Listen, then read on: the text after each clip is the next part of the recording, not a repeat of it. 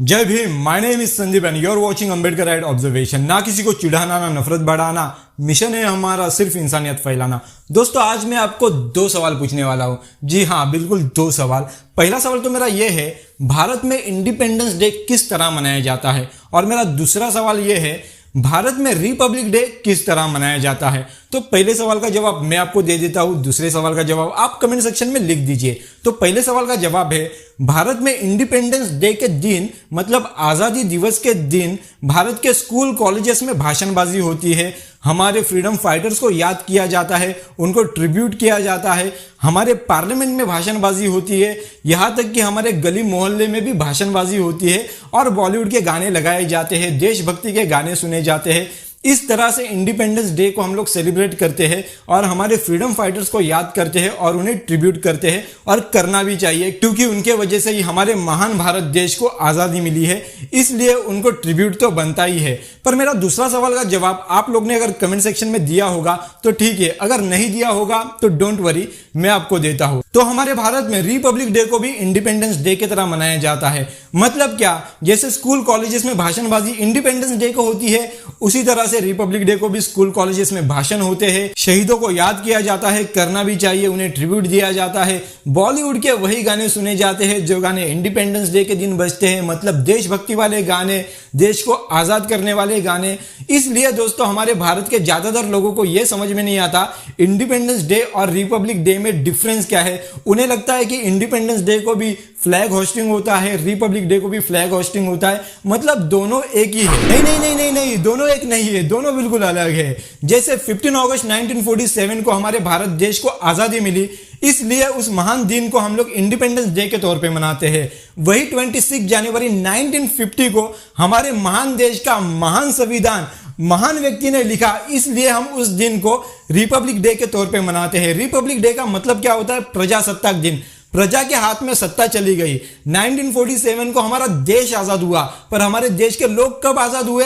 1950 को आजाद हुए, क्योंकि 1950 को हमारा महान संविधान लागू हुआ और उस महान संविधान ने इस देश के लोगों के हाथ में सत्ता दे दी, लोगों को स्वतंत्र कर दिया, लोगों को फंडामेंटल राइट्स दिए, अलग अलग राइट्स दिए। उस राइट्स के माध्यम से इस देश के लोग स्वतंत्र हो गए, इसलिए उसे रिपब्लिक डे के तौर पर मनाया जाता है। पर सैड थिंग हमारे देश में यह है कि इंडिपेंडेंस डे को जिस तरह से मनाया जाता है, ठीक उसी तरह से रिपब्लिक डे को भी मनाया जाता है, जबकि रिपब्लिक डे को कॉन्स्टिट्यूशन की बातें ज्यादा होनी चाहिए, बाबा साहेब अंबेडकर की बातें ज्यादा होनी चाहिए।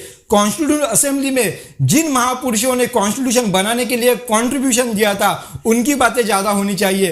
पर हमारे देश में होता क्या है, जिस तरह हम लोग फ्रीडम फाइटर्स को याद करते हैं 1947 में जिन्होंने हमें आजादी दी, उन्हीं लोगों को हम लोग 26 जनवरी 1950 में जिन लोगों ने संविधान बनाया, उन लोगों के साथ उनको याद करते हैं। जबकि हम लोग सिर्फ फ्रीडम फाइटर्स की गाने लगाते हैं। बॉलीवुड वालों ने भी इंडिपेंडेंस डे के ऊपर बहुत सारे गाने बना के रखे हैं, रिपब्लिक डे के ऊपर बॉलीवुड में भी कोई सॉन्ग बनाकर नहीं रखे। इसलिए रिपब्लिक डे और इंडिपेंडेंस डे के डिफरेंस को समझने के लिए बॉलीवुड भी कई हद तक जिम्मेदार है, स्कूल कॉलेजेस तो जिम्मेदार है, नेता लोग तो जिम्मेदार है, पर बॉलीवुड भी जिम्मेदार है, क्योंकि हमारे देश में फिल्मों का बहुत ज्यादा असर होता है और फिल्मी दुनिया ने कभी इंडिपेंडेंस डे और रिपब्लिक डे को डिस्टिंग्विश नहीं किया है।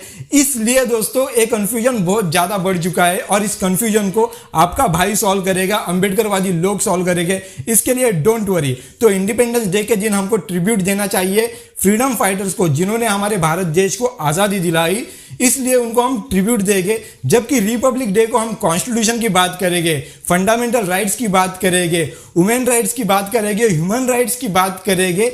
जबकि कॉन्स्टिट्यूशन असेंबली में जिसने भी कंट्रीब्यूशन दिया है इस संविधान को बनाने को, उन सब की हम बात करेंगे 26 जनवरी को। इस तरह से दोस्तों 15 अगस्त एंड 26 जनवरी इन दोनों में डिफरेंस है। फिर से एक बार बताता हूं, 15 अगस्त को हमारा देश आजाद हुआ था और 26 जनवरी को हमारे देश में संविधान लागू हुआ था, जो इन महान व्यक्ति ने लिखा था, जिनका नाम है डॉक्टर बाबा साहेब अंबेडकर। तो दोस्तों 26 जनवरी को हमें डॉक्टर बाबा साहेब अंबेडकर जी को ट्रिब्यूट करना चाहिए, उनको जिन्होंने भी सहकार्य किया संविधान बनाने में, उनको हमें ट्रिब्यूट करना चाहिए। और वीडियो को खत्म करते करते दोस्तों मैं आपको एक बात बताना चाहूंगा, कुछ लोग उस दिन काली टोपी पहन के सरस्वती की पूजा करते बैठते हैं, दुर्गा की पूजा करते बैठते हैं, यहाँ तक तो कुछ लोग सत्यनारायण की पूजा उस दिन करते हैं। तो उनकी यह शरारत को हम लोग थोड़ा सा इग्नोर ही कर दे और हम लोग आम भारतीयों को यह बताए कि 26 जनवरी को हमारे महान भारत देश का महान संविधान महान व्यक्ति ने बनाया है, इसलिए हमको हमारे संविधान की तारीफ करनी चाहिए, संविधान को बनाने वाले बाबा साहेब अंबेडकर की तारीफ करनी चाहिए,